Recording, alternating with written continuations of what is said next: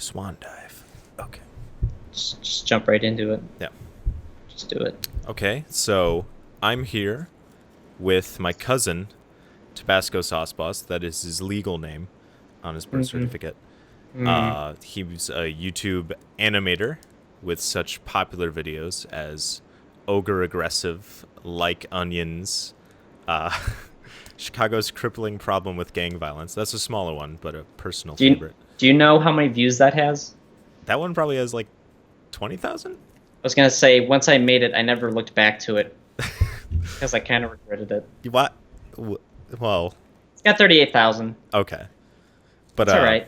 but you've also Okay. worked with Soul Brother number 3 on SpongeBob on Wii U 1, 2, and 3, and Batman Arkansas, as well as Shippidge on the Starter Squad series. That's kind of your newest project, though you are working with Soul Brother right now, literally Right. right now, as I'm speaking. Correct. So, I guess one question, because I don't even know if I've asked you this in real life. Okay. Why did you start working with SFM? Because a friend of mine, his name was Matt Kuchan. Right. He took the YMCA, the acapella, Yeah. and I don't know what caused him to do it or whatever, but I just came to his house one day and he played the YMCA acapella thing, and it was all pitchy and wrong, and it was the young man. It was all like that, and I, almost burst into tears out of how funny that was. Right. And I don't think I've ever said this to anyone. Not that it's even a huge deal or it matters, but around the same time I saw. Let me look up the channel, and it's Anonymous.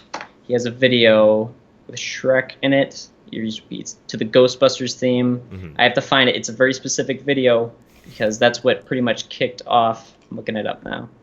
That's what I was like. This is hilarious. I want to do something like this. Right. Where is it? Shrek. Back in 2013 when Shrek gets spooked. Mm-hmm. I saw that video while I was at school. This was actually probably before I heard the YMCA thing. Yeah. I heard it at school, and it was during my junior year, which was a tough time for me.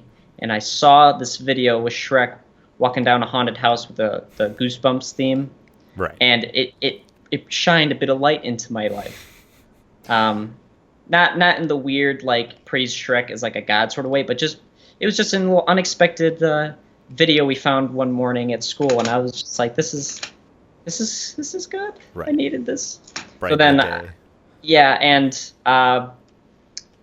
around in high school, I was like, I really need to start doing video related shit because I stopped when high school started because high school got tough when you have to wake up at 5 to take 2 trains to get downtown. So Exactly. I was like, okay, I gotta start making more videos, or whatever. And I saw SFM, and what was it? 2013 is when I started using it, but it came out in like 2011. And Wait, did it? Yeah, No it came out in way. like 2011, 2012. Yeah. That's Oh, disgusting. Yeah. I'm not sure what you mean, but As in, I can't believe it was that long ago. Like, I remember installing it and on my shitty old desktop, and it Yeah. couldn't run it. I installed it on my old laptop, Yeah. which started overheating and it started flashing different colors, which I remember was that. the end of. Do you still use that as like an Ethernet hotspot? I don't even know where that is. Oh, okay. I don't even need Ethernet hotspot. I have a 200-foot Ethernet cable running from my computer to the modem. Anyways, back to why I started using SFM. Yeah. So I knew that it was available. By the way, SFM was available even before 2011. It was leaked in the Team Fortress 2 beta. Because Remix used it, right? Yeah, he got his hands on it. Mm-hmm. I'm pretty sure getting your hands on it before they released it was kind of tough, but Yeah. So I made one video in SFM before I made Ogre Aggressive, and it was called like Rest in Peace Fiona, Mm-hmm. and it was supposed to be Shrek mourning Fiona. She died. Right. But it was just him shaking his head to Smash Mouth. So I was a part of the problem Yeah. back in 2013. I was a huge contributor. But then I did Ogre Aggressive both after I saw the Shrek get spooked Mm-hmm. and after I got the YMCA from the Matt Kuchen guy. Right. Actually, I haven't talked to him in a while. I was gonna say he's my friend, but I'm not sure if he still is. We just haven't seen each other. Right. Anyways, so Ogre Aggressive was the second thing I made, and I'm sorry, I take that back. It was the third thing I made. The second thing I made was Like Onions, but right. Like Onions ain't shit. Hey, it's got 263,000. That's pretty good. Yeah, but it's nothing compared to Ogre Aggressive, both in context and content. I mean, that's assuming that there's anything to these videos. Yeah, I guess I'm implying that there's meaning in there, and there really isn't. I feel like other people have made it, and I was like, okay. Anyways, so yeah, Like Onions uses music from Matt Kuchen too. I used a lot of Matt Kuchen stuff. Anyways, so I did Ogre Aggressive, or I used SFM to make Ogre Aggressive just because it was something to take my mind off of junior year. Junior year was just tough, and so I just used SFM as in like little just the schoolwork, like the load. Like everything. Junior year was like, obviously it's not as easy as senior year, and sophomore year is when you find your footing. Right. Freshman year is a terrifying nightmare, especially when you're going to a school downtown with absolutely no one you knew from grade school. Yeah. So junior year was the low point, and that's when I started using SFM, and that's when I did Ogre Aggressive and all that. And it didn't help that when Ogre Aggressive started to get all popular and shit, that people were re-uploading it, and I was freaking out at the time because I didn't know if I would lose all the views if other people would, re-upload and shit. And that kind of did happen with some British kid. His name's Horrorful. He took 2 of my videos and he combined them together to one video, and it's got like 1 million views. And I messaged him. I told him to rename it to Watch More Soul Brother vids, and he did. Oh yeah. I think I saw that. Yeah, so that's a little off topic though, but yeah, it's almost got 2 million views. I forced him. Poor kid. I couldn't tell if it was malicious or not, because I messaged him and he was like, okay, like. Right. It's because there was definitely malicious people out there who were like, this isn't copyright. I'm like, say that to this copyright claim. I mean, can you copyright claim that? Well, YouTube won't allow other YouTube users to just re-upload, straight up take other YouTube channels' videos and re-upload them. Okay. Most of the time, if that happens, either the person who uploaded the original video doesn't care to take the copyright claim down, but since that doesn't happen very often, people think they can just do it whenever. It's not copyright, but it is against YouTube's terms of policy. Yeah, you can't just do that. If I request it to be taken down, then the only thing though is that if they can actually, if I told someone to take down a re-upload of Ogre Aggressive, if they disputed that claim, I would get a message back from YouTube saying, okay, they disputed your claim, which means now you guys need to either handle it in the courts or you got to let them keep it up. Right. And that happened with one guy. Okay. I can't remember his YouTube channel, but he had my video up. He got a decent amount of views, and then his channel just deleted. It got removed. It wasn't me. Yeah, it just got. And I told people to dislike it and shit. So. Oh, okay. He wasn't getting much out of it. Right. Regardless. Yeah, and I guess what I'm really trying to get back to is that's when I started using SFM. After Ogre Aggressive, though, I didn't. I don't think I used SFM again for a while. That Ogre Aggressive I got out in a day, just because I was like, I needed a distraction. Yeah. And then wow, I love that story now. Like it's just some random thing you shat together. Yeah. And it became a viral sensation for a little bit. That's a part of the problem though. Also, is because it was kind of just slapped together and shat out. And I don't mean that in a derogatory way, like I didn't care about it, because I did put some effort into it. It was where I learned to lip sync in SFM. But the thing with, it blew up and whatever, but to do something like Ogre Aggressive again, is it, by the way, is what I'm about to say, is it anything related to another question that you have? What? No, you can. I can keep going. Yeah. I was gonna say that, like, it's easy to say like, oh well, I'm not gonna do another Ogre Aggressive because it was just stupid. Because like, that's that's not true. I would love to get another 5 million view video, but Right, who wouldn't? the problem with that is, like, I would be putting effort into making a dumb video as opposed to when I did Ogre Aggressive, when it was just me trying not to think about how bad my grades were. Right. So it's not like something conscious thought was put into, and the only way I can make another one is if I put actual conscious thought into making another Aggressive, but then that would sort of defeat the purpose. Right. Yeah. It'd be like making a Sharknado 7. It's like, we get it. Yeah, I'm trying to think. There's the Vine kid he was like the crack kid, where his thing was he would hit basketballs off his head, and then he just kept doing more videos of him hitting basketballs off his head, and that's what I didn't want to happen. Right. It was like, okay, I should make more Ogre Aggressives. It's big, and I kind of did. I made moderate attempts at making other ones, not expecting it to blow up, but I mean, I have a video. SFM Gary Coleman. Right. They say I saw nigga that. a lot. Yeah, they say nigga a lot in that video, and it's like, yeah, that means it's probably partially related to Ogre Aggressive in content, I guess. Right. Whatever. I mean, I didn't want to get too in depth into that, but I was just saying, like, yeah, I made other attempts to make things like it, but those were all done within one day. The only projects I spend more than one day on are projects for other people, because they're depending on something that's not Ogre Aggressive. Yeah. They're not asking for Ogre Aggressive. They're asking for something well put together. Which brings me to my next question. How did you start collaborating with Soul Brother and Shippidge? You know, we could do one then the other. Yeah, Shippidge is a lot easier to explain, I think. But I'll just start with Soul Brother because he was first. 2014, I think late July or something. I don't even exactly remember when I first came across Soul Brothers videos. I do remember the first video being, it was like Spider-Man, Amazing Spider-Man versus Spider-Man. All I know is that one of the lines in there's, he was like saying, oh, Spider-Man's a teenager, but Superman's like fucking 40. And it sounds like this. It's like Superman's fucking 40. And I don't know why that was hilarious to me, but it was left my ass off, and I think shortly after that I just messaged him because he didn't have too many subscribers, and less subscribers someone has, more likely they are going to reply to you. I mean, that's just it makes sense. Simple fact.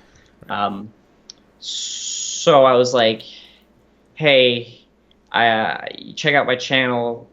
I can do these little animation things. Let me know if I can help out in any way, because not even just SFM, but I mean I knew how to edit videos in general. And he was like, yeah, we can get a SFM thing together, but you'd have to actually show up and stuff, because apparently around the same time he worked with other animators, not SFM animators, I think. I think just animators in general, where they would say they would be all up for something, and then they would just, I guess, not show up for like storyboards or whatever. And I was like, no, I'm not going to. I mean, I'll fuck around on my own time, but, you know, if I have to get something done for someone else, I'm not going to fuck around. And that's when we did the first video, Digimon Scab, and since we were able to get that out, I think it might have taken a couple weeks in terms of like pre-production and stuff, but I think it took like a week to animate, and I think after that he realized that I could, you know, get shit done in time. Maybe not in time, because we have actually been late with some animations, but I mean, at least I showed up, because apparently some of the other animators just didn't show up. And I liked his videos, even though some people related to me might not agree. Yeah, my brother really doesn't like those. Right. Yeah, his brother. Yeah, and his videos had, I guess this is sort of kind of related to why I kind of like Red Letter Media and Soul Brother, because they have this in common, where so many YouTube channels they talk so.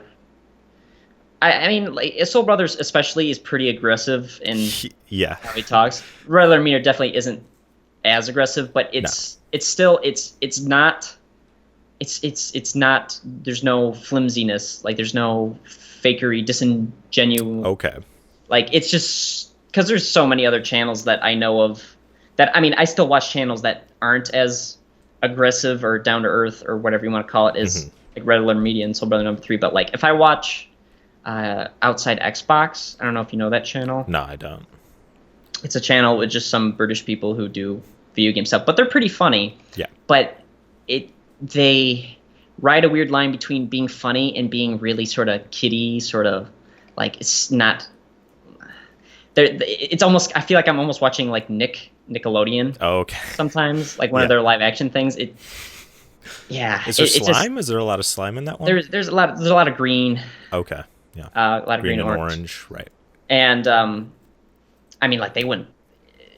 It's not like I can expect them to just start swearing and stuff to not be like that anymore. But it was just sort of like an underlying sort of like, don't say a bad word. Like like they're trying to make sure that their audience wasn't eliminated if they started saying meaner things, or not meaner things, but like aggressive.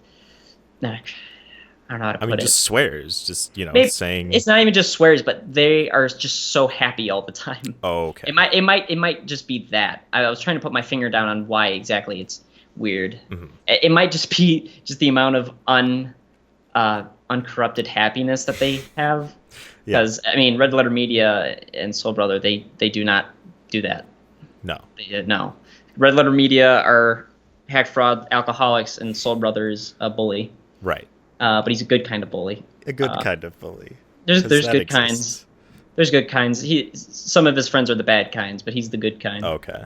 Oh yeah, because you play games with him. I mean, I did. I played a racing game. Yeah. I forget. I'm trying to think of the name. Either way, but no. Some of his friends are really funny, but some of his friends aren't. And it's like, well, I'm the new blood, so I can't kick them out. Right, exactly. Yeah, and so they probably know each other physically instead of just. It's crazy how, like, it's crazy because like they're both doing the same type of mean thing. Mm-hmm. Not a mean thing, just being not mean, but like just they don't fuck around. But there's a right way of doing it and there's a wrong way of doing it, and some of his friends do it in the wrong way, and it just comes off as like they're fucking retarded. Like, I don't know. Anyways, so back to how I started working with him. Okay, I guess we're already done with him. After we did Digimon Scab, right? I got really off track there. Once we did Digimon Scab, we just did more and more. I mean, there wasn't anything other more interesting to discuss about how because we just kept working together. Right. We just kept making more stuff. And I mean, in case you're interested, Digimon Scab. If you watch Digimon Scab and you go to the newest one we did, where is it? Star Wars: The Force Awakens at 4 p.m. That's the second to newest. Pokemon Snap 2. Okay. Like I improved animation wise purely just on those videos. Like I wouldn't have improved if I just kept making more ogre aggressives. Yeah. I mean, because those are sort of surreal, if that's the right term. Surreal and slapped together. Yeah. Might be the right word. But no, like he had a cinematic vision that I wouldn't have, and it's actually the way we work is actually really, really good because he will try to pull as much cinematic sort of not even just shots, but he'll try to use SFM as if they were like real cameras, real sets. Like he won't if the lighting's messed up and I say like I don't know let's just spawn another light to like make the room brighter. We won't do that or something. We'll go into the map, delete all the lights so that we can do the lighting all ourselves. Like right. Like it's instead an actual shoot. Yeah, like it's a good combo because he knows what to do if it was in real life, and I know how to set him up with the closest thing possible. Right. And that's good because a lot of people who use Source Filmmaker, I mean, it's not their fault that they can't be both trying to pull as much cinematic. Right. Being a cinematographer and being an animator are two different fields. Yeah. Yes, and that's why a lot of SFM videos don't go beyond sort of like Team Fortress spoofs. Yeah. Sometimes they're like Star Wars fan videos and stuff, but Yeah, a lot of time it's just because if someone learns how to use SFM, they don't have any interest in teaming up with someone who's just like a cinematographer and a director or anything. Because a lot of the time, people who use SFM are just doing it for fun, anyways. Right. But like we might be the only combo out there where he's just trying to get a real cinematic look while I'm trying to get him as close as possible to that look. Right.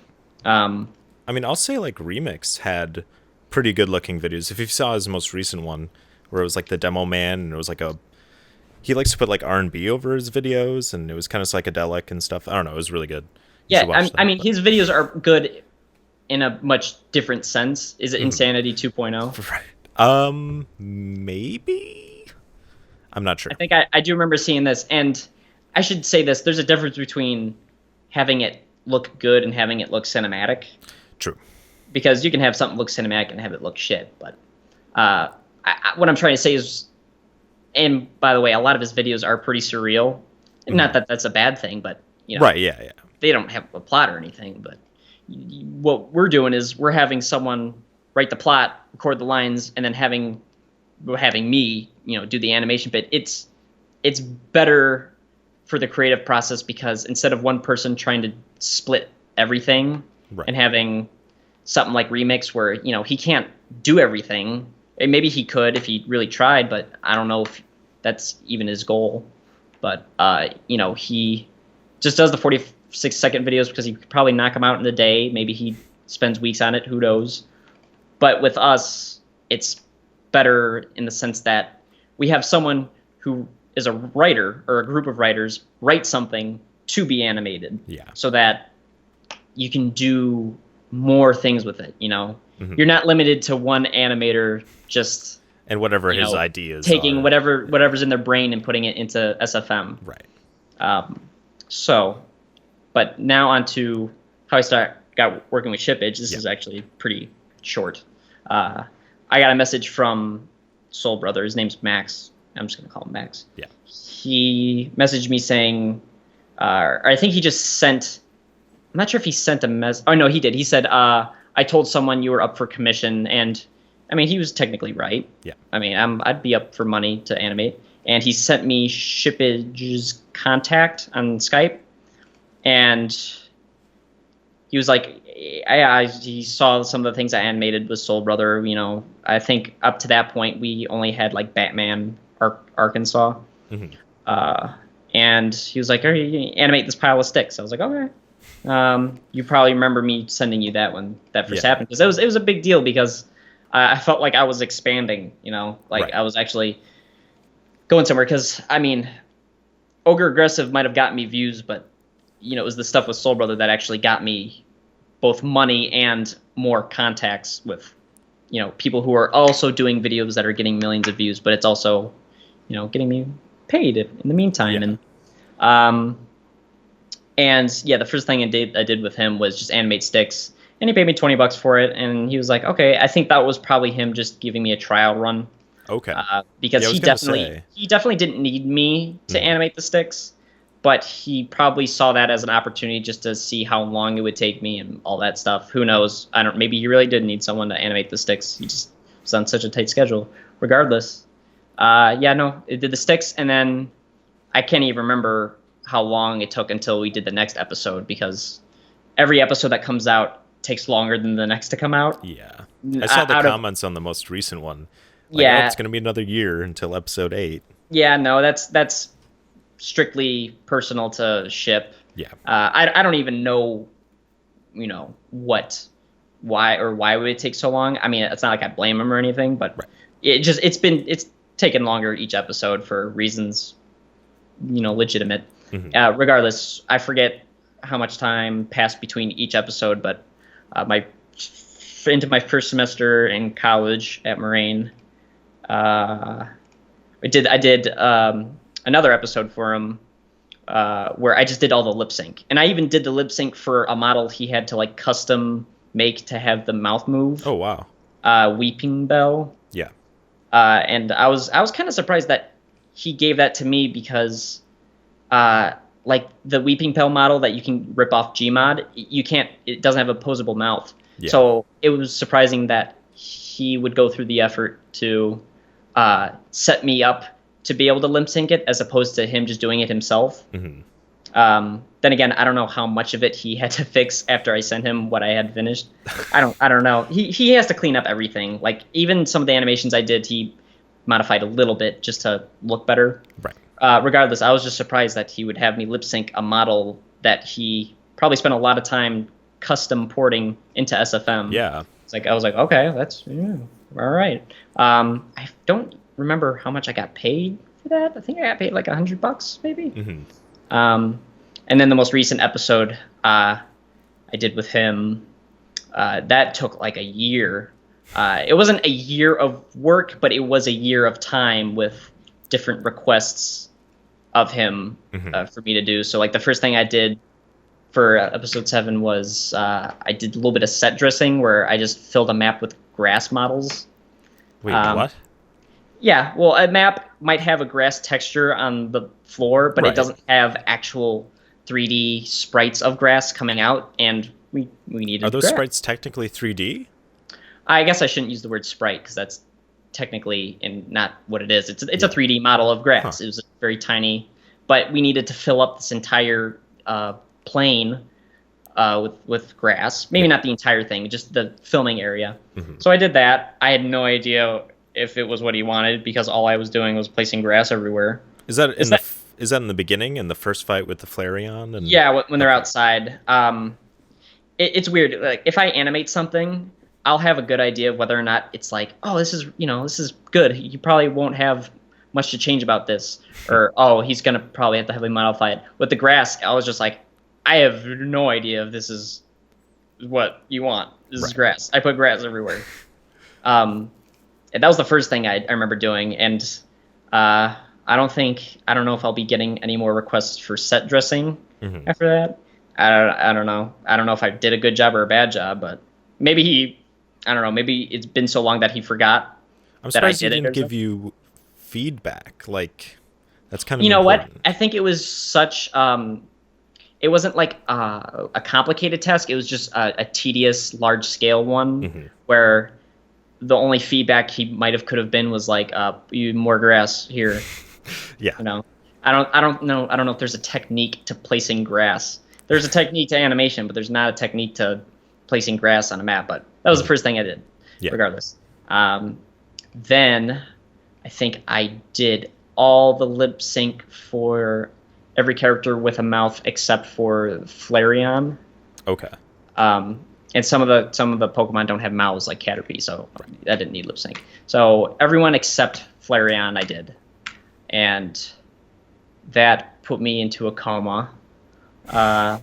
Not a literal one, but not even a figurative one. Somewhere between figurative and literal. Yeah. Because spring break, after I did all the lip sync for it, I kind of slept for a couple days straight. Oh my god. Not literally. You had to eat, right? Well, obviously, but I don't remember what I ate, and I don't remember when I ate, and I don't remember what time I went to bed and what time I wake up. It was a weaving of consciousness in and out. Yeah. Put food in my mouth and go back to bed.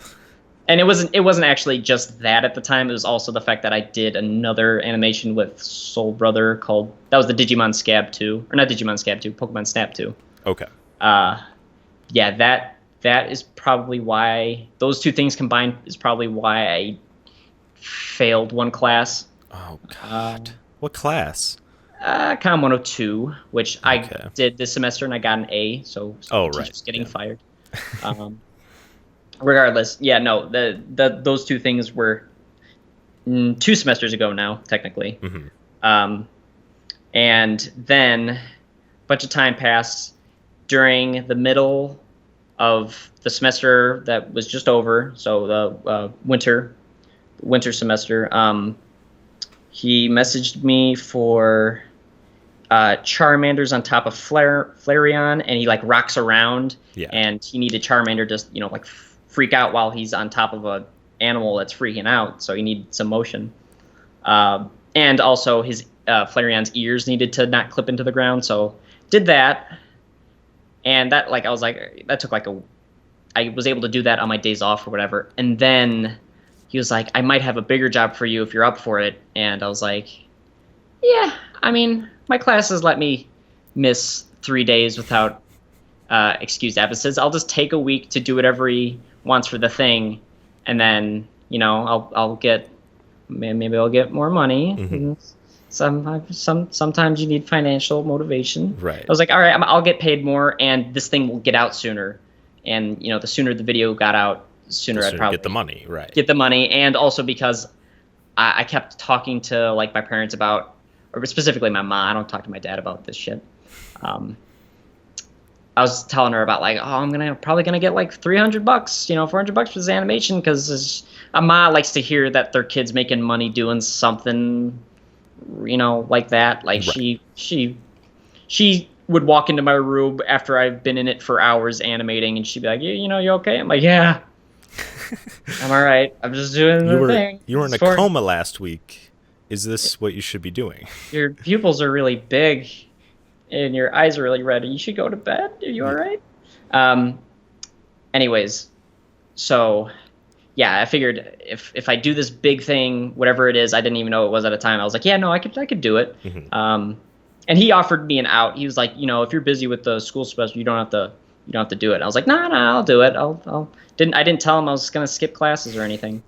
I was like, no, I'll just handle it, because I might get paid a little more, and the video might get out sooner, and I'll build some good cred. Right.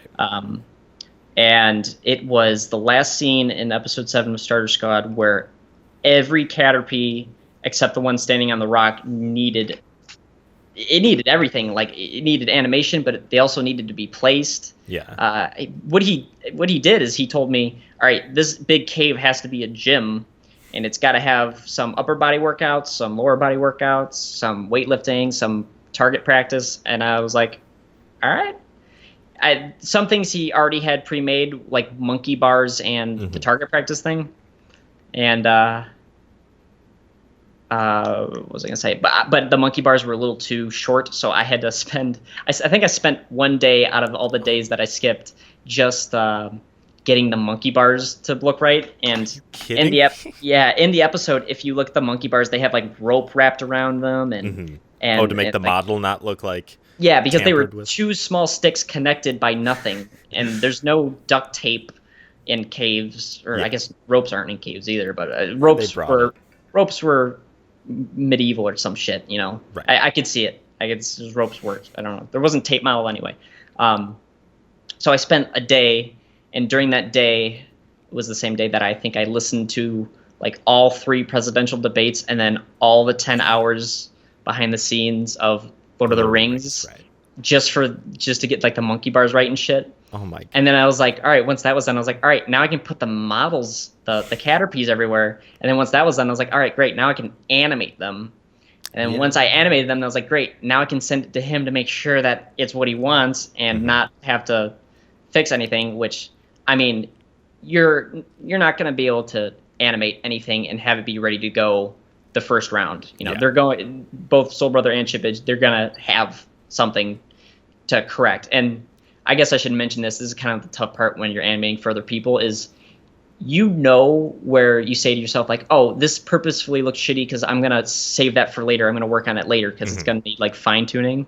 But when they go through the video, you can't say like, oh yeah, don't pay attention to that because I'm not done with that. Like I'll get like a revision saying like, oh, the animation of him walking is looking not good, and it's like I didn't finish it, but I didn't really tell them that. It's the one thing that's tough when you're working with other people, is the fact that no matter how hard you trying to like perfect the animation, there's gonna be something that they're gonna correct, and like that's it. That it kills a good chunk of motivation just to know that like you're not gonna have it ready to go the first time around. Because I never fucking turn in papers for revisions by my teachers. I do the papers best I can. I turn it in, and I mean it's probably not the best attitude to have towards papers, but I mean it worked at Moraine. So when it starts failing me, I'll change it up. But I'm pretty sure Soul Brother and Shippidge have higher standards than Moraine ever will. So it's interesting you say that.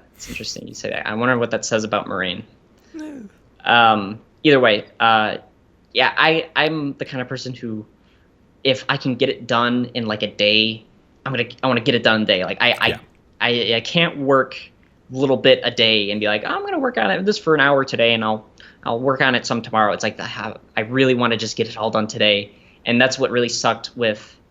Oh, I mean, all of Soul Brothers animations in general have to deal with that, but with the shippage thing, with this last thing where I have to place all the monkey bars and the caterpies and the target practice, I was like, great, I could spend all day doing this, and it's not gonna be that close to being done. Yeah. And it's a pretty that's tough when you're working with other people, because even I'm talking about just how long it takes to do it, but also knowing that even when you got it done, you're probably going to have to fix some stuff, and it's just like, oh shit, I really wanted to have it good the first time around, but it's just not going to happen. You're not going to get what they had in mind on your own. They're going to have to tell you to move the model back more or something like that. So that took a week out of school, technically only 3 days because I had 2 days off during the week. Mm-hmm. And we got it done.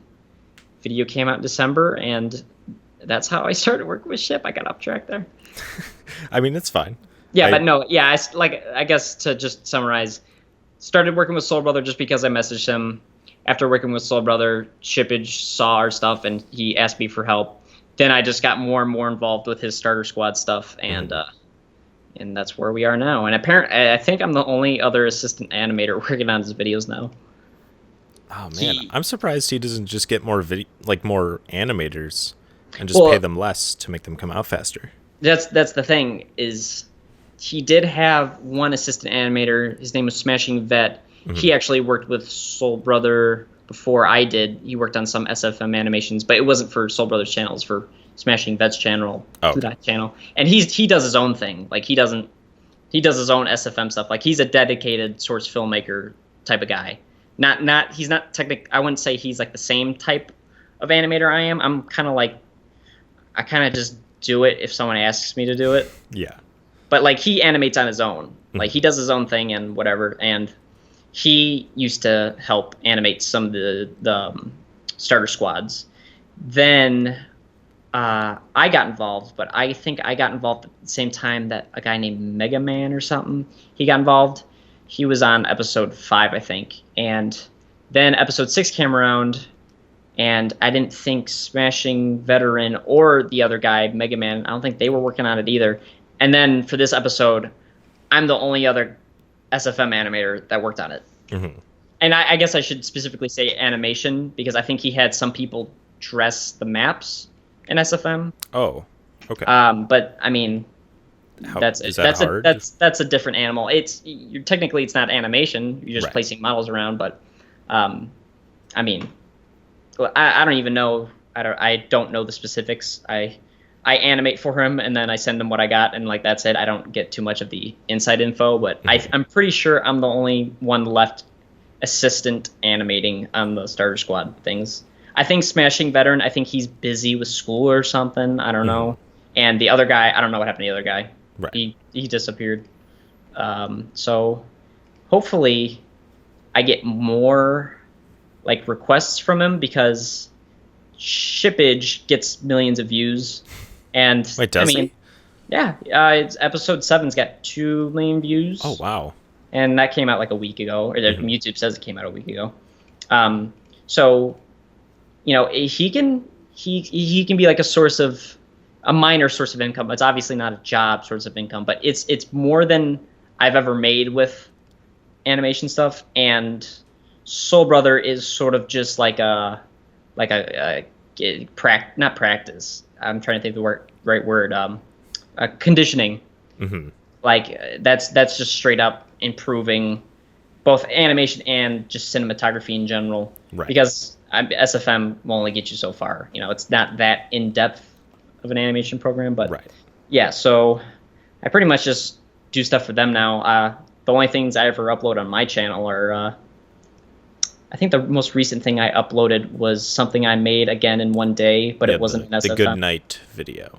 Yeah, I wanted to convert something VHS, and I don't know. I'm not sure if it was because I was a little drunk. Because the night that I made that video, I wanted to see if I could feel being drunk.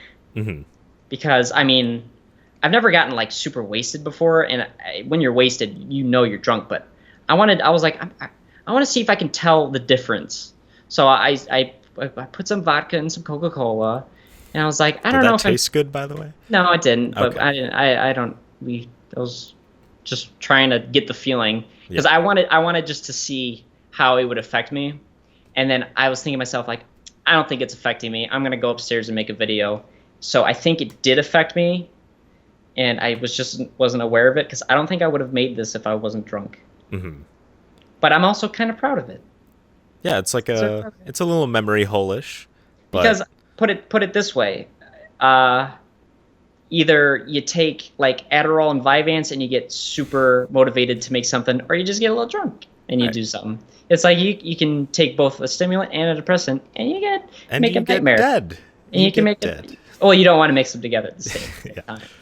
Not like Xanax and down in alcohol or something. Mhm. But no, yes, that's my YouTube career is pretty much piggybacking off two other YouTubers. But I feel like I contribute enough to not, you know, I wouldn't say I'm not a YouTuber because I don't like upload very often. But I do YouTube stuff just.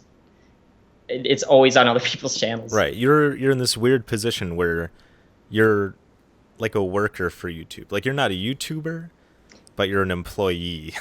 I'm a YouTuber when I'm either drunk or high and I have free time, I guess, Right. because that's when I release stuff. But or distracted by my terrible grades. Mm-hmm.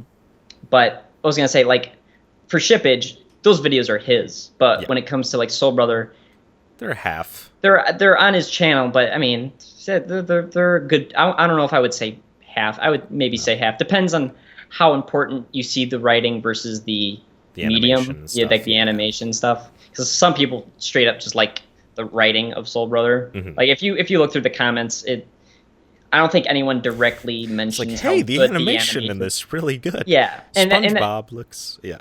yeah, and that's just because like Soul Brother isn't an animator, so they don't know to compliment him on the animation. Right. You know, that's it. Just wouldn't make sense. You know, they know that he's a writer and a director, so people in the comments will say, yeah, that's really good writing and really good directing because that's what he did for this video. If this video was uploaded on my channel, then people would compliment on the animation because that's what I did. You know. Yeah.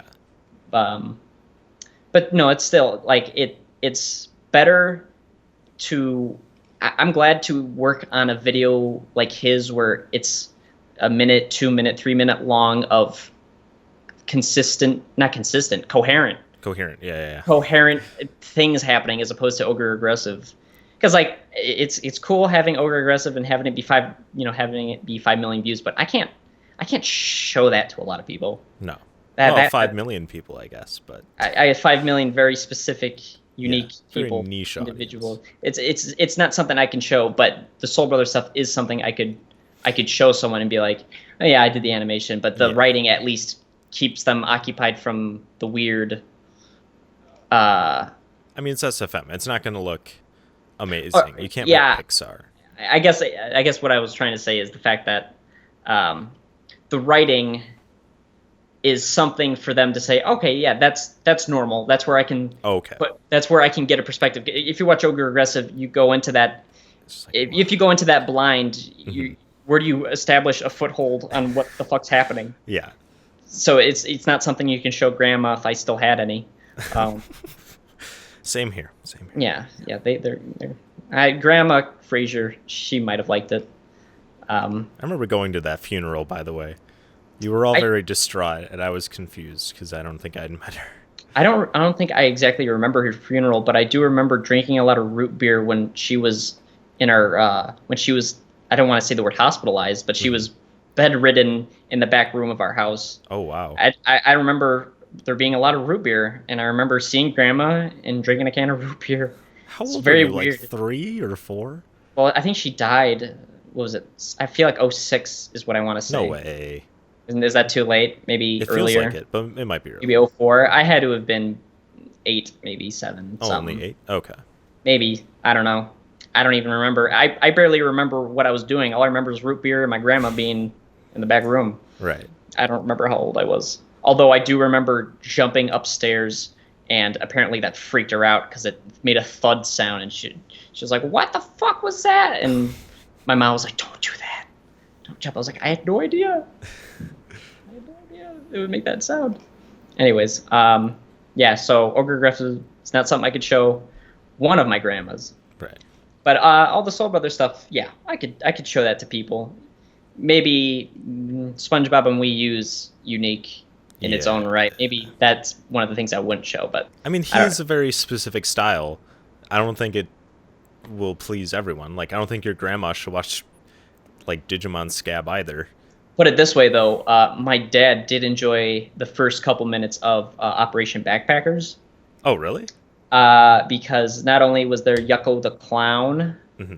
I don't know if you know who Yucko the Clown is, but he is a clown. He was on the Howard Stern show. Okay. And he just runs up to people in major populated cities, and he just like swears at them, and he's a vile man and clown. But they got an endorsement from him, and that was a good way to start off that video when I was showing it to my dad. Yeah. And the first couple lines in Operation Backpackers is like, in this world, liking colorful Pokemon or whatever doesn't put you in a psych ward, and it's actively making fun of the thing my dad already doesn't like. So it's like he's able to be like, yeah, he's making fun of Pokemon. You know, he's not this Operation Backpackers is not for Pokemon it's not a fans. Celebration of it. Yeah, it's not a celebration of Pokemon. It's actively insulting it while using it. Mm-hmm. You know, and I guess that's kind of important in terms of like knowing. Put it this way, like Red Letter Media, they're Star Wars fans, but they're not proud of it. And that's the same thing with sort of like Operation Backpackers, where it's Soul Brother has to be a Pokemon fan to make a dub out of the entire theatrical movie, but that doesn't mean you should be proud of it. You shouldn't be like I don't know. I don't want to insult anyone. But like, yeah, so it's sort of like that, where it's like, yeah, we do like all the Pokemon silly cartoony things, but it's actively insulting the very thing it is. Mm-hmm. Even the animation we're working on right now, where it's in a Pokemon stadium, and it's a Spike TV hosted like Pokemon. Okay. So it's he's got a very unique space in terms of he's between the nerds and he's between the normal, you know. And I'm sure you can say that about a lot of people, but I mean that in the most middle ground way. Mm-hmm. Like he's right between actively insulting Pokemon and Pokemon fans and still using it as a medium because he probably played it growing up or something.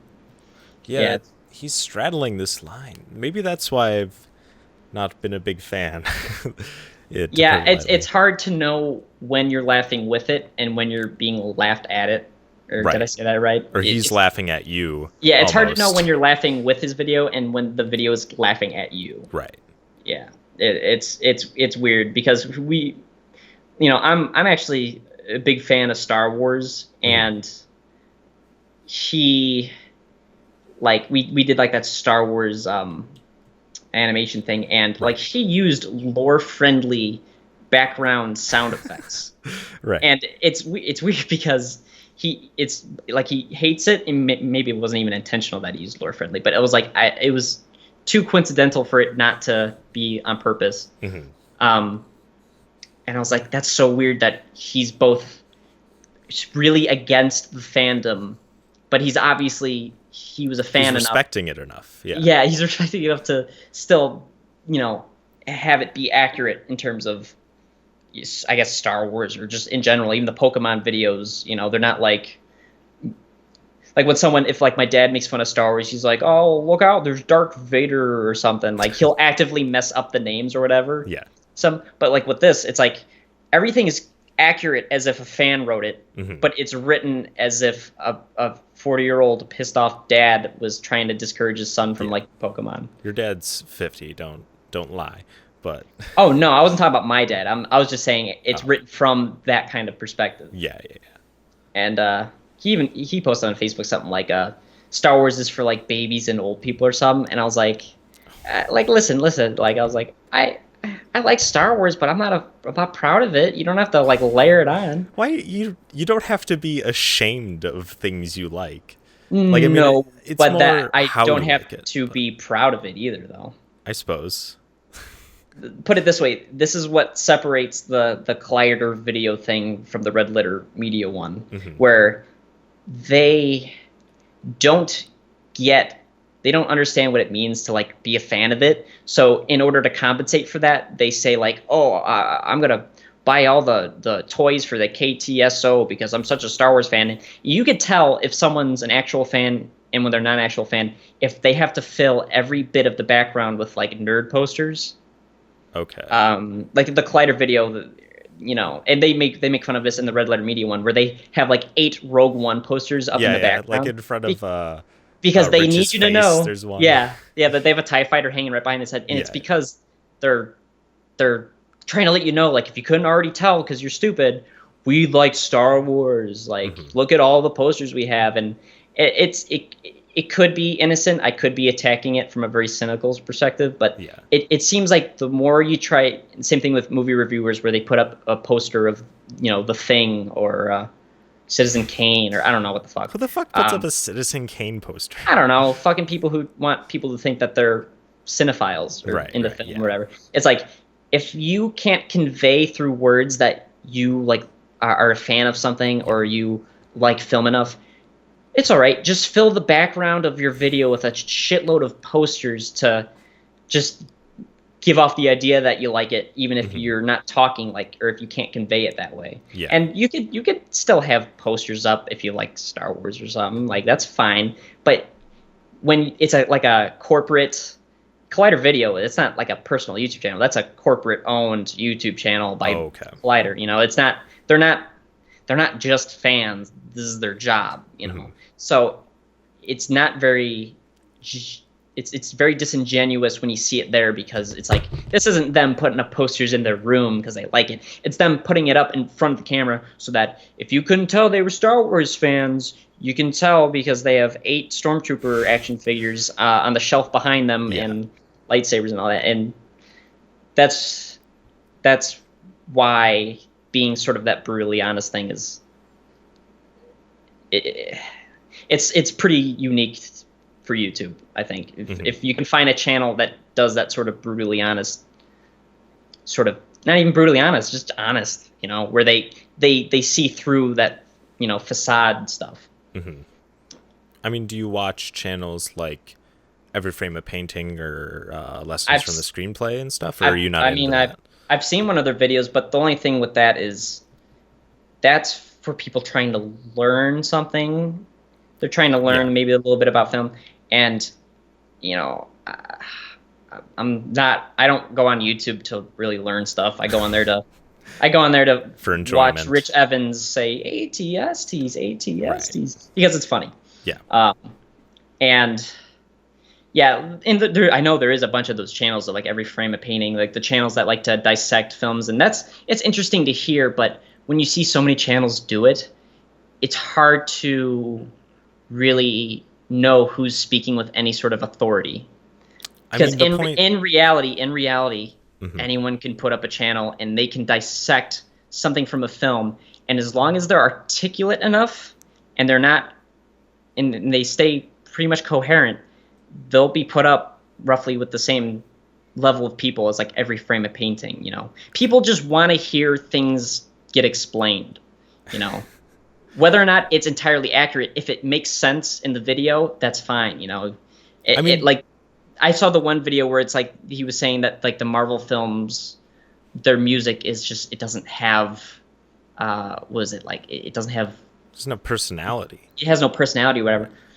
But and he dissects how some music composers just straight up rip off like other with the stock music or But you also he's dissecting it, and he probably sounds like he knows what he's talking about. But then you also have to realize that when they're making a film, ideally everyone wants a soundtrack that has personality in it, but Mm-hmm. a lot of movies don't either have the budget or the time or the focus, because maybe the Marvel movies are so good because they spend a lot of their time in pre-production getting the characters right and getting the actors in the right sense, to inhibit a character, and they don't spend a lot of time on making music. And that doesn't make a lot of sense now for Marvel because now they're making a ton of money. But back when they were making Iron Man, like they didn't. They didn't know that they were going to be owning the box office every year. Back in 2008. So like in their video, they would use Iron Man as an example, and it's like that. I mean, that movie was focusing on starting a cinematic empire. I think I can forgive their music being a bit sort of. Well, he's not saying Iron Man is a bad film because No, its music no. is bad. It's just why is music unmemorable? Right. Yeah. Why is their music just not anything? It's there. It sounds Right. good, but it doesn't have any memorable.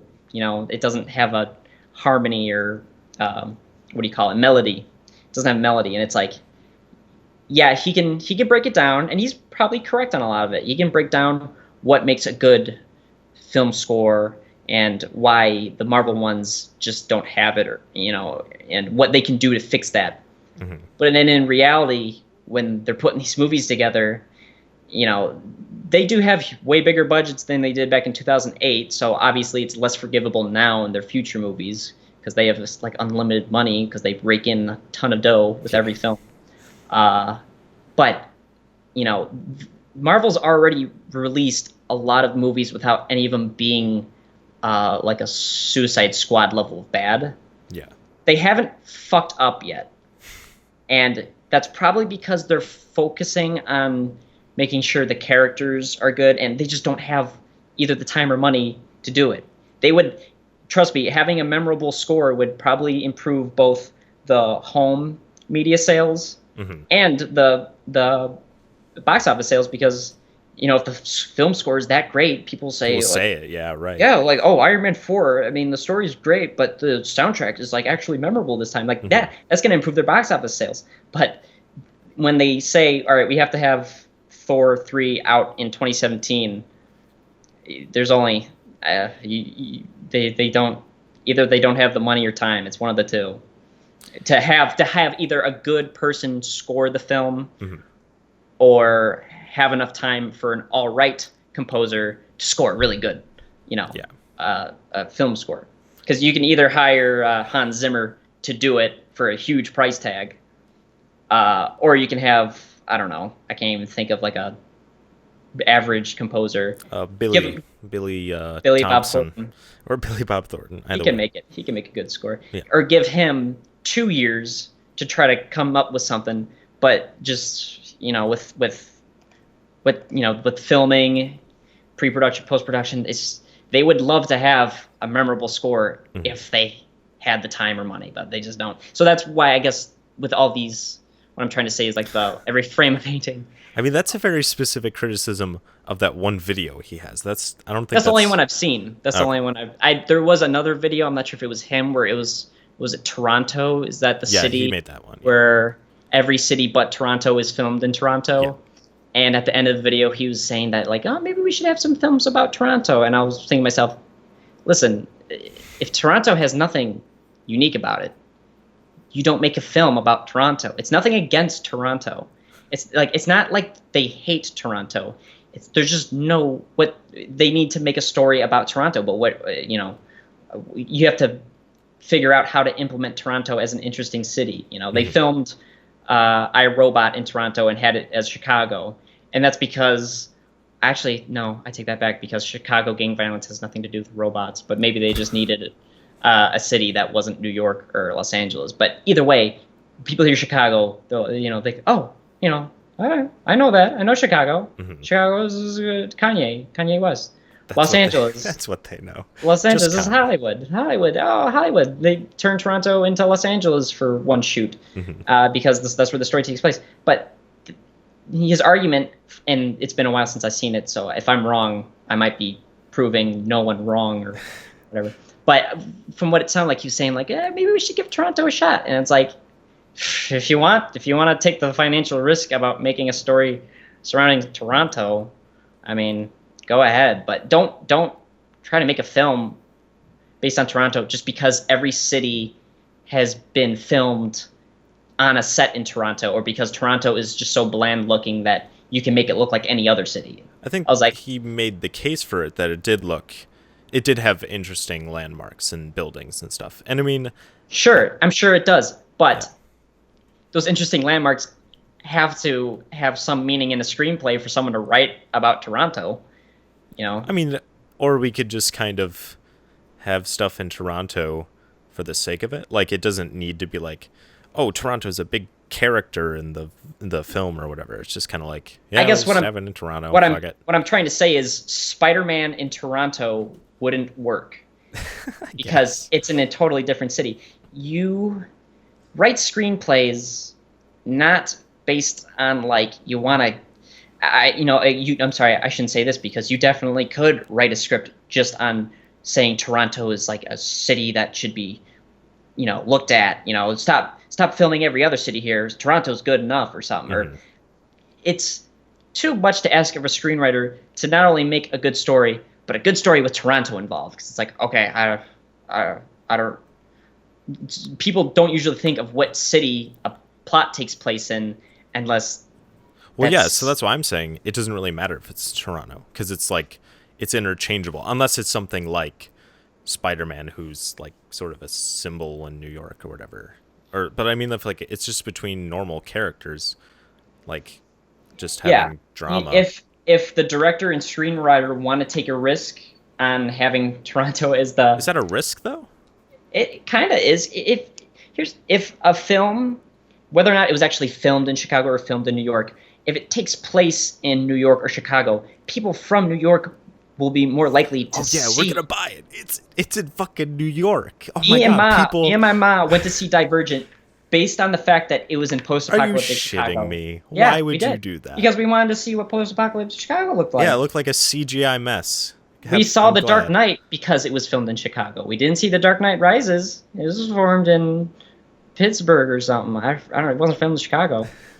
I forget. Okay, I you're forget what the city. only people, maybe, I don't know, but Trust me, we don't care that much about Chicago, but we do care enough to warrant to see a movie that's based in it because we get to see either aliens invade it mhm.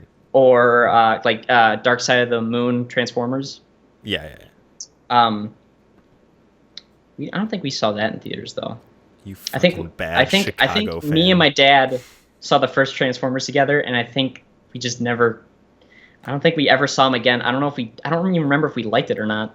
I'm surprised Either way, you guys did that, but continue. Sorry. yeah. Anyways, I think Transformers: Dark Side of the Moon is like the only big box office movie that was filmed in Chicago that I don't think we didn't see just out of service of.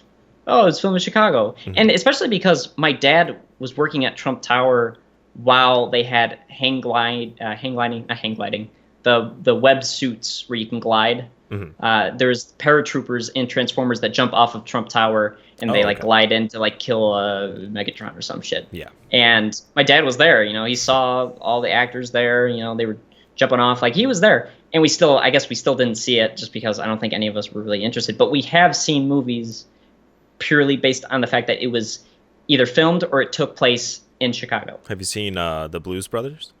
Yes. Okay. Yes, we have. Okay, fine. And same thing with Blues Brothers. If they said, we have a full tank of gas, what's that line? Full tank of gas. And I don't know.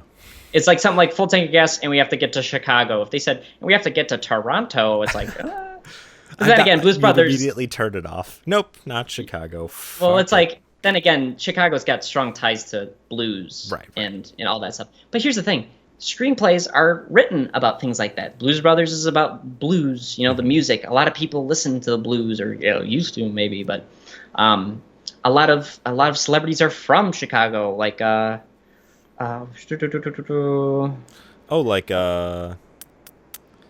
what's his name? Kanye West. No. No. I was gonna say Tina Fey. I'm thinking of the Second City people who right. lived in Chicago, but they weren't from Chicago. Mm-hmm. Yeah, I don't actually know too many celebrities from Chicago, but there's John a Wayne lot. Gacy, right? Yeah, John Wayne Gacy. That's what I was thinking of. That Big you get celeb. that. I was gonna say John C. Riley. He went to Brother Rice, the same high Oh, school really? as my dad, but he was a freshman when my dad was a senior, so I don't think they talked. Hmm. I don't even know. They might have actually been not in the same. I think my dad might have been out before he got in, but they were close. Either way, yeah, the whole argument that they should, at least try to make films based on Toronto if they can, it's already kind of asking a little too much because scripts usually get tied to the places that they're in. Mm-hmm. Blues Brothers is especially strong because blues, whatever, but I don't know. In Transformers, yeah, they didn't have to attack Chicago. They could have attacked New York. It didn't matter. All they needed was a city to be attacked. And it just so happened to be Chicago. So maybe that could have been Toronto. But it's also, you got to remember that, like, even American cities are more well known to non-Americans. Mm-hmm. So, if an alien invasion took place in Toronto, yeah, the Canadians, they might like it or whatever, but Americans, they're not going to care. And other nations aren't going to care that much because New York is almost in a way like the center of the world and it's the headquarters of the UN, Mm-hmm. It's Times Square. I think the nickname for Times Square some people gave it was like the center of the universe. I saw it on Wikipedia or something. But like even American cities are well known to like a lot of countries, and it's much safer to base a story in a city that that pretty much everyone is going to know.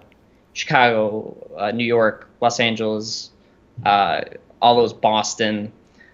That's why people don't make films about Toronto. It's because you might get the Canadians to care. You probably will. I don't even know how patriotic Canadians are about films taking place in their cities. But you would be nailing your feet down for no good reason, besides the fact that you want to give Toronto a chance to shine or something. Right. You would have to find a story that really takes advantage of what Toronto is. Mm-hmm. Maybe a film about a depressed mayor being sad that every time filmmakers come to his city, they're just there to film. That would actually be other a really locations. good movie. That could be a good Like movie. that's like the only thing I could think of Toronto actually having a purpose in the story.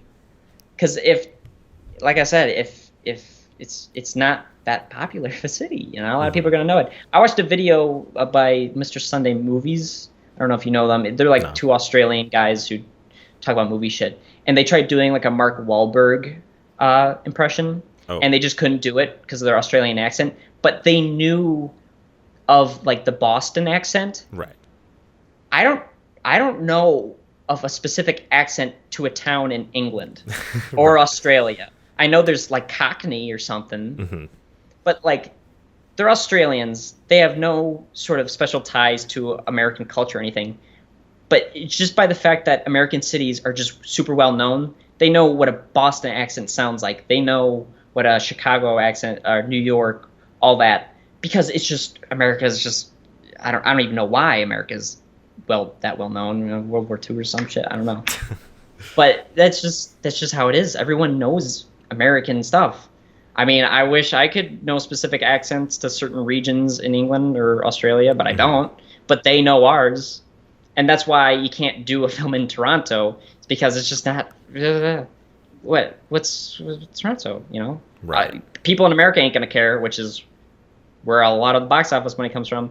And overseas, either for overseas movie, either it takes place in their country or it takes place in America, because they're the only two places they're going to be able to really not identify, but at least understand immediately.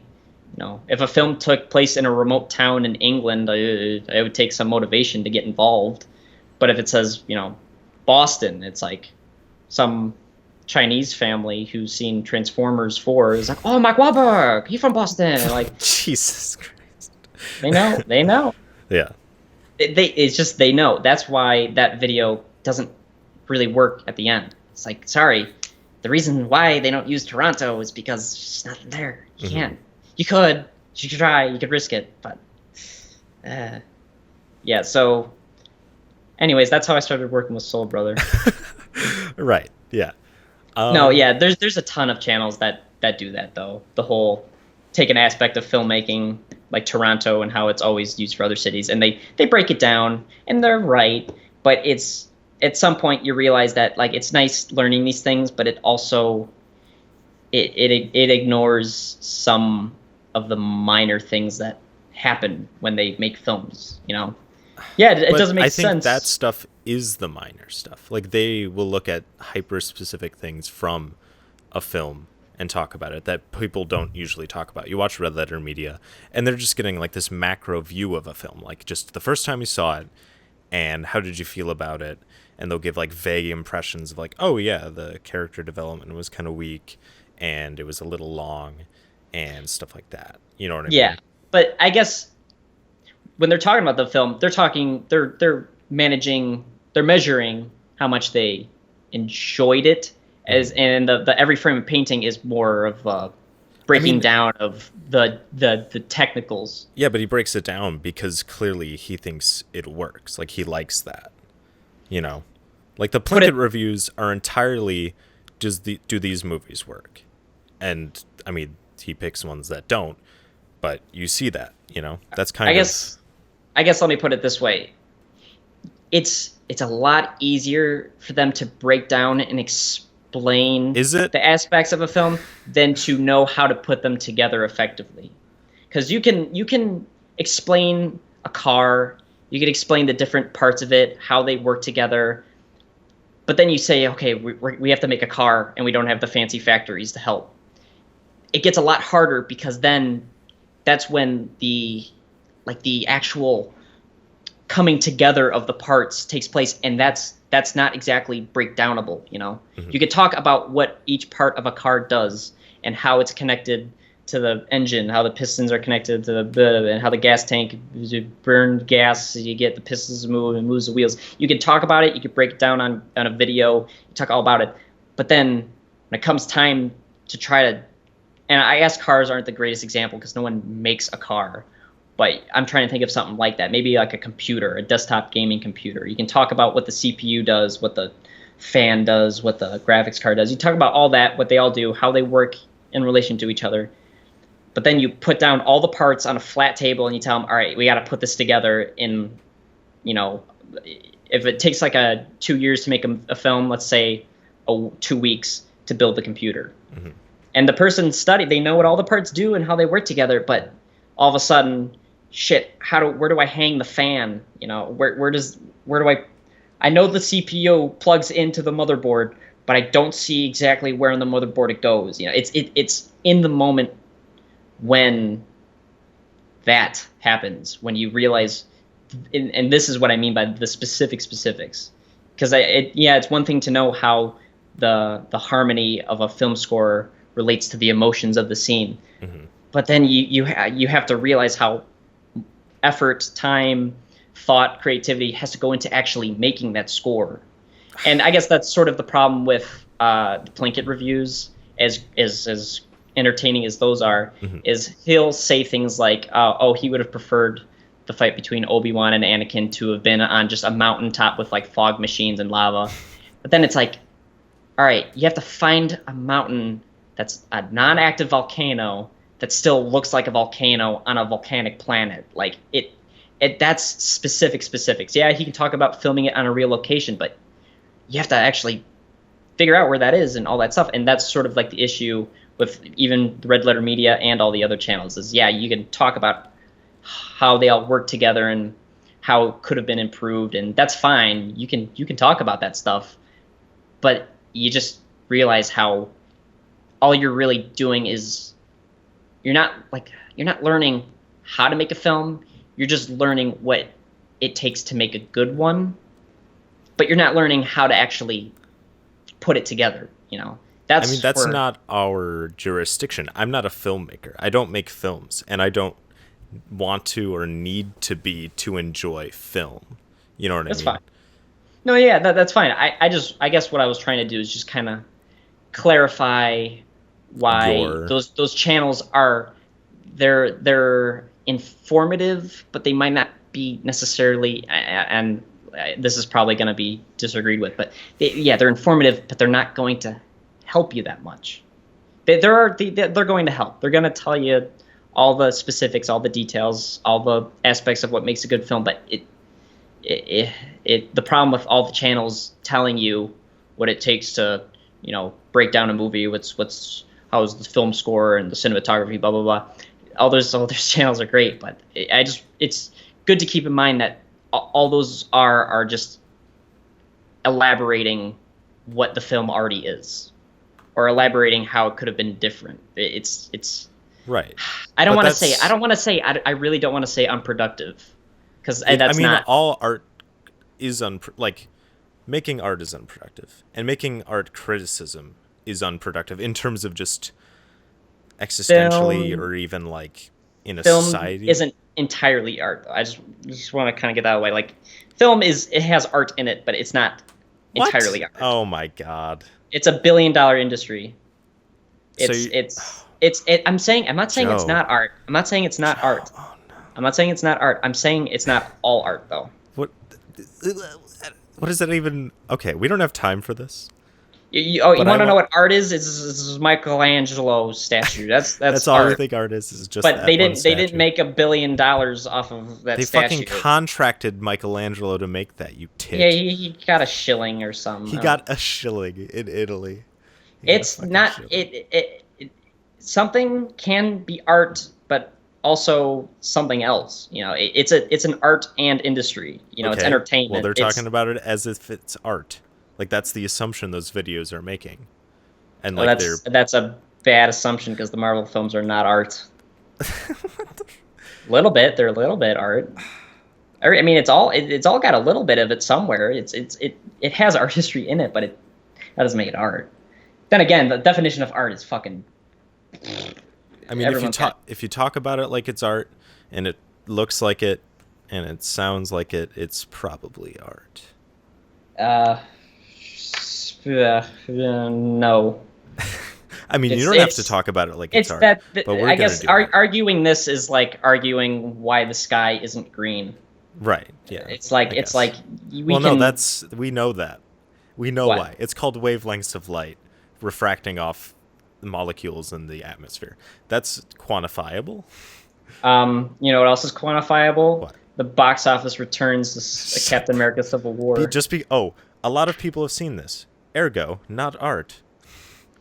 Mona Lisa. Everyone sees it every year. It stopped being art a few years ago.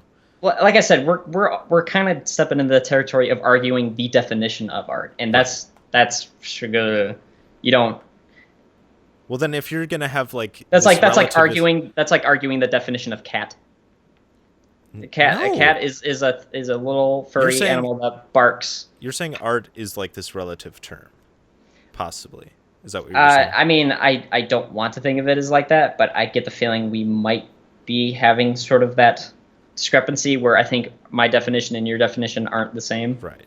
Do you think I'm wrong, or do you think it's fine to have that? In the same sense that I don't think film is entirely art, I don't think you're entirely wrong. Mm-hmm. You're just a little. I just think you're a little bit wrong, but that doesn't matter. It doesn't matter because, I'm not going to change your definition of art. Your definition of art is whatever you want it to be, and that's fine. It's whatever. It's your definition. Right. I guess that just kind of eliminates the possibility of talking about it too in-depthly, because if the definition of art is different than yours, then it's like we can't really. Right. It's hard to figure out where we're drawing the lines for any of the things we're talking about. Mm-hmm. Because those videos, like you said, are assuming that the films are art, and for me that's immediately already a problem, because it's like it's not all art. It gives people jobs. Yeah. It's an industry. Okay. I see what you're saying. Yeah, I don't know how I feel about that perspective. I think it's a little reductive, but it makes sense. Because that's what you're doing, basically. Film is a branch. Does that make it better sound? It's a branch of art as opposed to it being art. I don't know what that even means. As in, it's a subset. It's like you got No. paintings, you got statues, and you got movies. Yeah, I mean that's.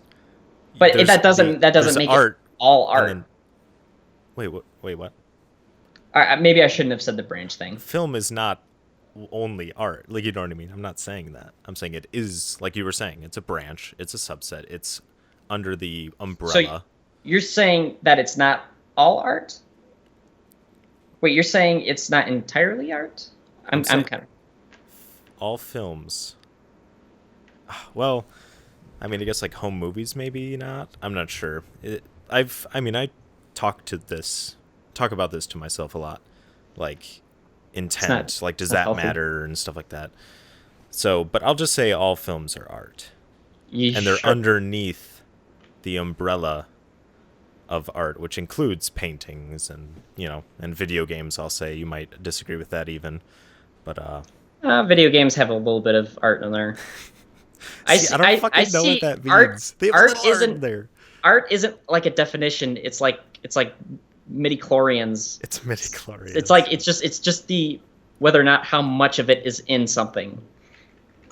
It's like all right, you need like Anakin had like 20,000 midichlorians or something. So he's the Mona Lisa in this sense. The midichlorians are art. That's okay. That's an interesting way that you're putting it. Like, but to be a Jedi, you need to have to be a Jedi, you need to have like I don't even know. I'm a Star Wars nerd. I don't even know how many. You just need a certain amount, and then you can start using the Force after a certain amount. That's when I draw the line with films, where films is just like the blind dude in Rogue One. That guy apparently killed a lot of people. I don't know. Films have killed people too. Look at Carrie Fisher. Look what the film industry did to her. Gave her cocaine. They gave her cocaine, but no, it's not. So art isn't a thing. It's just a level of. It's a measurement kind of. Right. It's how much of it is in something. I think there's a lot of art in the cathedral in Rome or whatever the fuck it's called. But I think that level of artistry is sort of supplied by the person viewing it. Like, that's what I think. I don't think it's inherent. I think it's because like I'd ignore like how it was made and stuff like that, and just look at the thing that I watched and be like, is this artful? Can I talk about it assuming it is art? It's a bit of a dangerous territory what you're talking about, because in theory you could talk about Thor: The Dark World as art. It's whatever someone sees. Obviously, what did you say? The movie? So you're saying like the artistry comes from some of it, all of it. I'm not sure if you mean all of it or some of it, but the artistry comes from the viewer. Yeah. You're saying like what they're able to dig out of it. But I mean, people are able to dig a lot of artistry out of things that had no intention of being. Examined that closely as art or something, or I guess meaning in general. Right. Because I don't see that as a problem though. Like, I don't know what.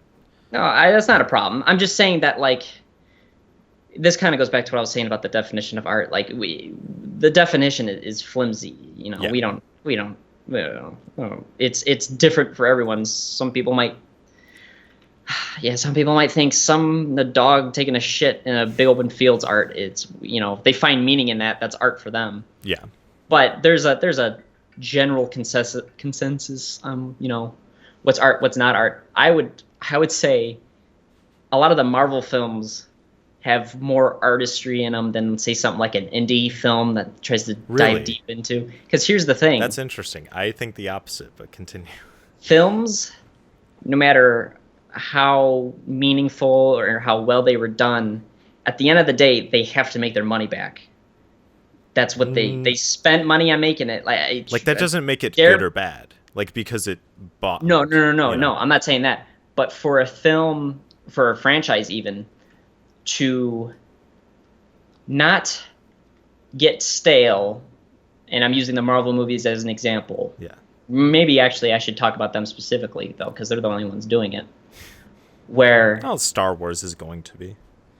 It's artistry in the sense that they are making films that are enjoyable for the largest possible audience that isn't insulting to another part of the group. Like if you're dumb, you can like Captain America: Civil War. If you're smart, you can like Captain America: Civil Yeah. War. If you're dumb, you can like Transformers 4. If you're smart, you can't like it because it's Like it. you can't like it. You can like it. But I'm just trying to say they've consecutively made films about haha superheroes fun whatever blah blah blah, and they haven't fucked up yet, and they haven't bombed, and that takes a high level of creative. But I mean everything creative and the ability to market the film correctly, to just have one Chinese extra in there so that it appeals to the Chinese markets.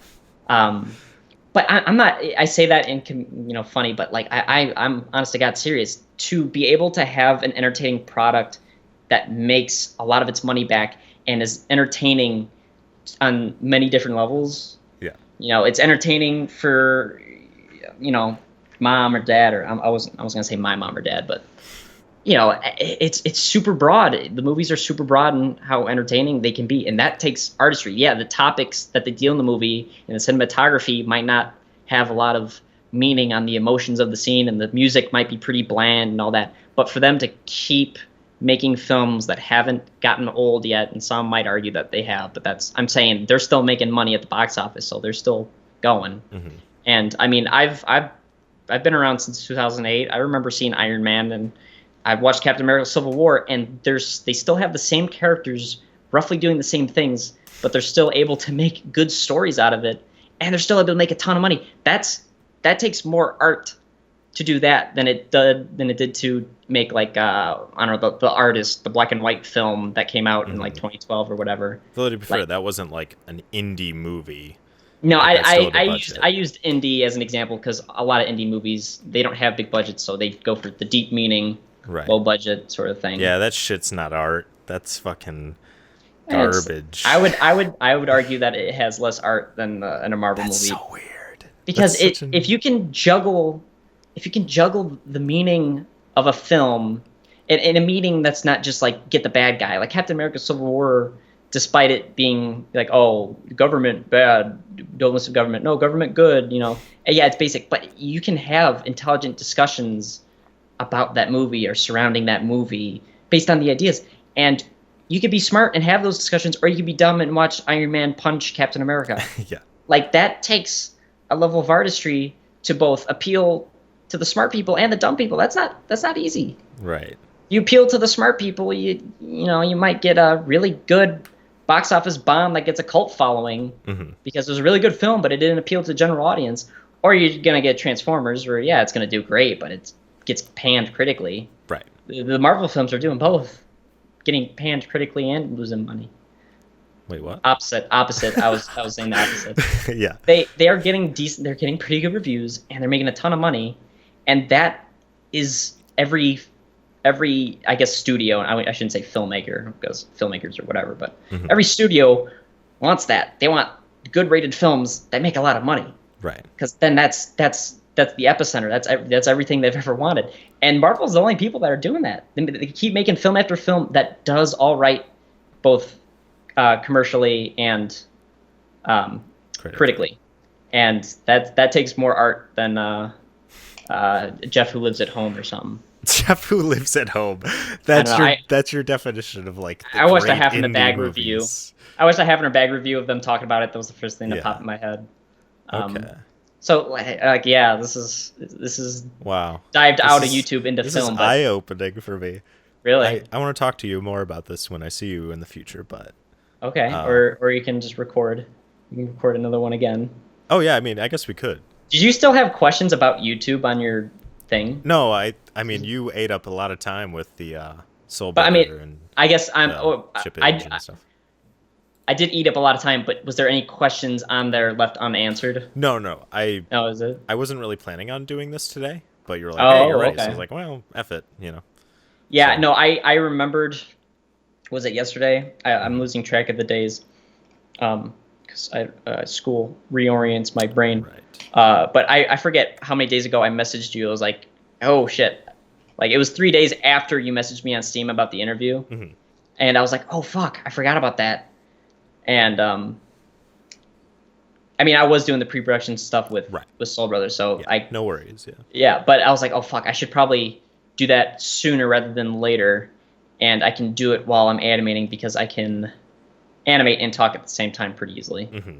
So I was like, all right, well, let's just get out of the way now. And also because I had no idea what the questions would be like, and I wasn't sure how I'd answer them, so I was like, anything partially anxiety-inducing, I'd like to get out of the way. Right. Partially. Well, yeah, that was that's kind of it. I had like, if I didn't get a lot out of those, I was gonna ask like what your favorite movie was and my favorite movie, The Artist and Jeff Who Lives at Home. Yeah, that's another tough thing. I'll just talk about this real quick. I won't go too into it, but or if not your favorite movie, then one of your favorites. I was in an art appreciation class, and like the art teacher was like, talk about yourself, and I was.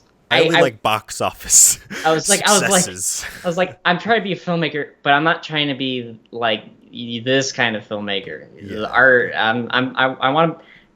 Fast and Furious is like the kind of movie I would want to make. Yeah. It's not diving. I don't.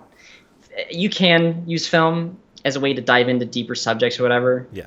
But I don't know. I just want to make a fun movie and make some money. Yeah. But I mean, then again, that's not like, I'm not just saying like I'm never gonna do a deep meaning thing ever in my life, like a deep meaning movie or whatever. But it's just there's so many kids in film school who are there for that reason, to do the deep meaning sort of arty thing, and the only way I could possibly have a shot at doing anything in the film would be just to go for what the studios want, which is critically praised movies that make a lot of money. Not a lot of film school students are actually going for that. They're going for, they want to make films based on stories they wrote, something like that. And it's like something meaningful to them, and my life has no meaning, so I just want to make a movie about cars blowing up or something. Right. And so can you tell me what's one of your favorite movies then? Like, because I'm interested. Because I don't really know. Whenever Star Wars, I don't fucking. Yeah, I was gonna say, whenever I think about favorite movies, it's always based on like what recently I've seen. Yeah. I can hate a movie just out of nowhere. A couple months ago, I was really liking Episode 1 for some reason, and then I stopped liking it again. Okay. Star Wars Episode 1. Right. I remember, since we're talking about Fast and Furious, I remember seeing Fast and Furious 7, or Furious 7. I remember seeing it in theaters, and I remember I was like, this is great. Yeah. I love this movie. And then we saw Mad Max, Road Warrior, Fury Road. Yeah. We saw it in theaters, and I was like, wow, I'm surprised I don't like this that much as compared to Fast and Furious. And Mad Max Fury Road is one of those movies that is praised commercially and critically. Yeah. But for some reason, I still liked Fast and Furious 7 more, Fury 7 more, and I was like blown away. I was like, wow, that's crazy. Either I'm a retard and I don't know it, or I'm just I'm a really articulate one or something. I was like, this is great. When I saw Mad Max and like the intro it's like sped up a little bit. It's like, this is making me a little uncomfortable. That was kind of the point. Yeah, but I didn't enjoy it.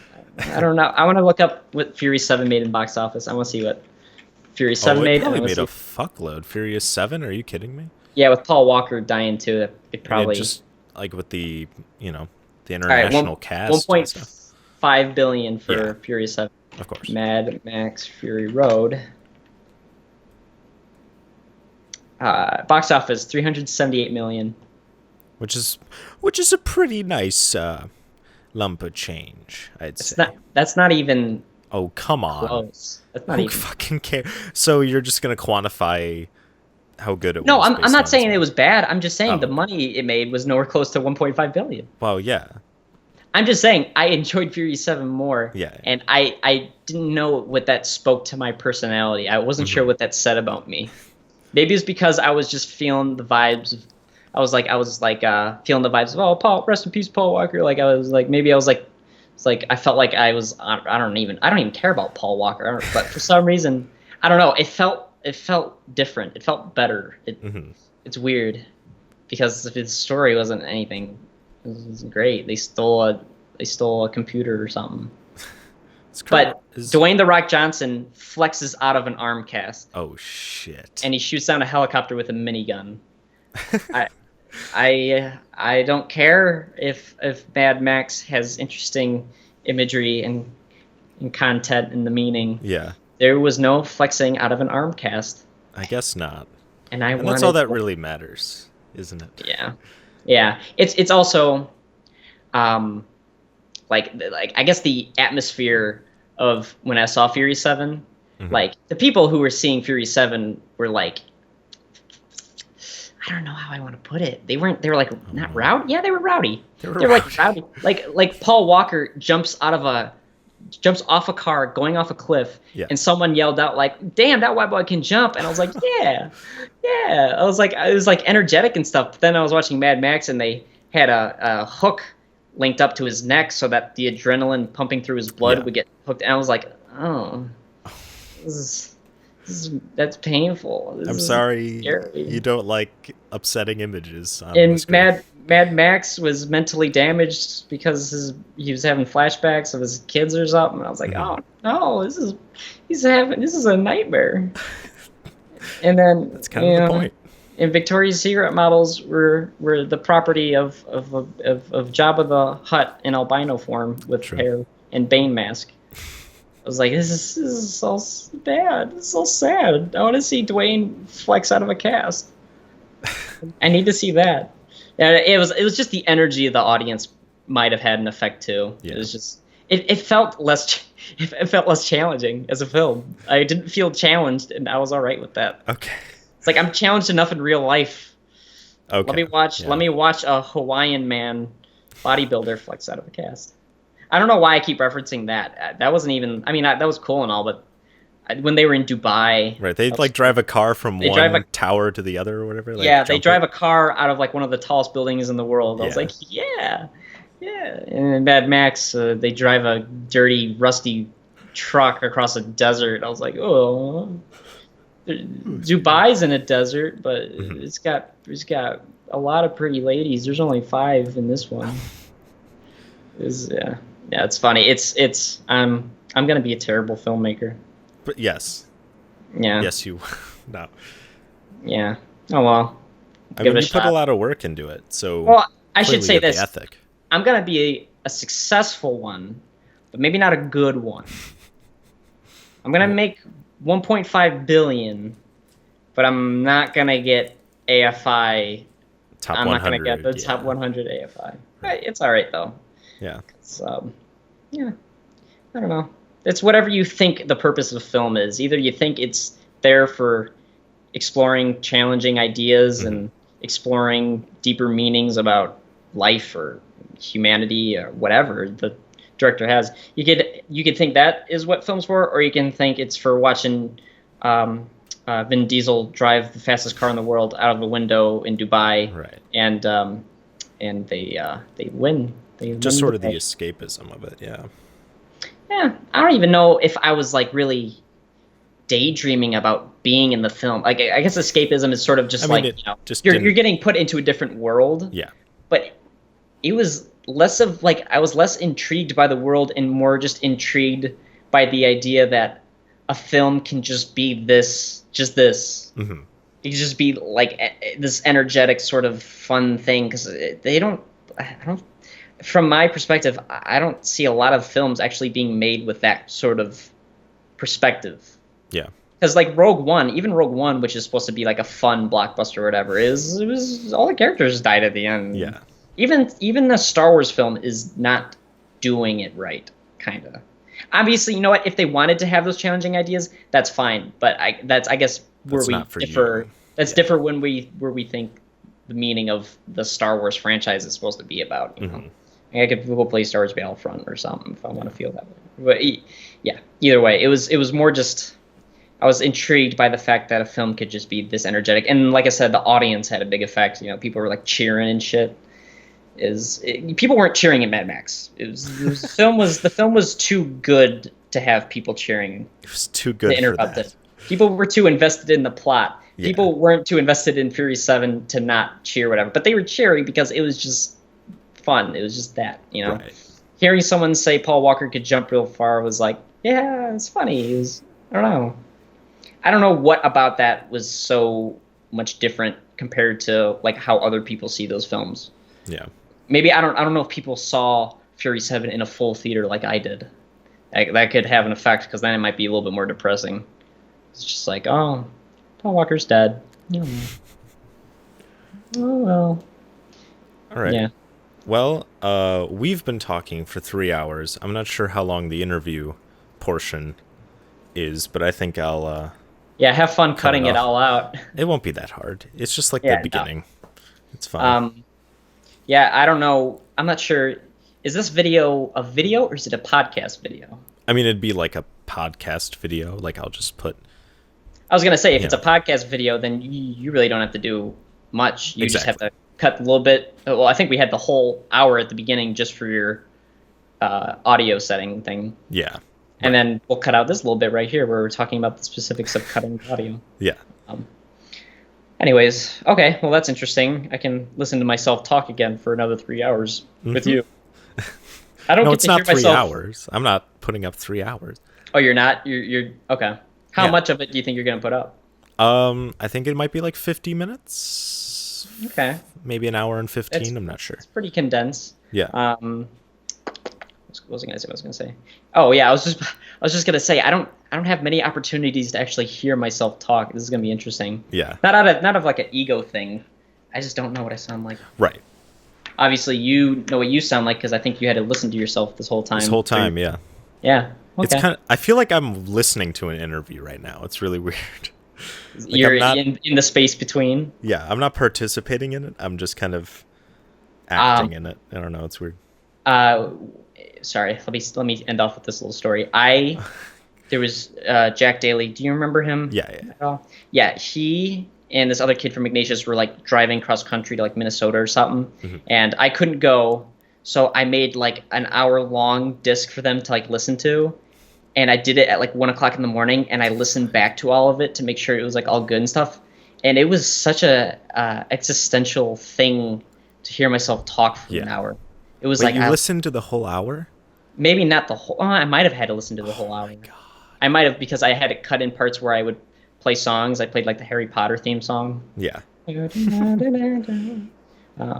Yeah, no, this is gonna be weird. I don't even say it out of like any ego or anything. It's gonna be weird. Oh well. Yeah, I mean, making my first 2 videos was... Oh yeah, 'cause, that's like, right. my voice is just blaring out of my speakers as I'm editing, and, you know, I'm Oh, going to you have to used hear... your speakers. You didn't use headphones. No, fuck that. I'm lazy. I'm sure. I'm sure you're. I don't know if you have like any subwoofers built in that thing, but They've got bass, you know. they got bass. I They've was got a gonna good say range. people upstairs probably enjoy hearing how Dark Souls Oh, sorry. works. I'm sure. I turned it down. I I don't know, want I know. anyone hearing that I'm making... All of a sudden, your dad comes downstairs and he's like, "Who the fuck is Oh fuck! I can't think of any characters from Dark Souls. Oh fuck! All right, throw away that joke. That was gone. Who the fuck's Hidetaka Miyazaki? Yeah, Except there he you wouldn't go. say it correct. I'm no longer ashamed that I didn't remember that name. I mean, Not that's ashamed. that's the but it's director of the long game. name. Oh, is it? Yeah. It's not. I was trying to think of like, oh, who's a character? Oh, the Crestfallen Warrior. There you go. There you go. I'm surprised you know that. I know that because when I saw him in the game, he was just so sad. I was like, Yeah. who is he? And then he said Crestfallen, and I thought he said Crestwood. And I was I'm like, oh. Crestfallen. It's like Crestwood. Right. So wait, if Pizza. Crestfallen means sad, does that mean Crestwood means like sad wood? Probably not. Sad wood. Welcome to Sad Wood. The water's bad. All right. Do you wanna redo the ending to Yeah, this? I guess I have to. Yeah. All right. Well, then we'll have that be all the. Okay. Oh yeah, totally. You hate good movies. So no. All right. So Sorry, I was being quiet because I didn't want to interrupt you. No, I know. Okay. I was pretending to I was just making sure. I go was back thinking like to I don't want to be taking shit and sitting here being quiet. right. right. All right. I'm gonna zip. Shut the fuck up. So yeah, I'm gonna have to wrap it up. Uh, but yeah, and then your channel, Tabasco, T-A, Yeah, with an Tabasco A. Sauce Boss. People, if they want to go look at your previous work, look at this unique animator. It's a nightmare. The videos are all unique nightmares. Right. My favorite is the kangaroo. That's probably Oh my my god, I forgot about that. I can't believe I did that. That was a ballsy move. pissed off probably a lot of people. I might have. I gotta check the dislikes, but I'll stop talking. But no, it's fine. But yeah, we have to. So it was a good interview. Thank you for humoring me. Mm-hmm. And yeah, that's that.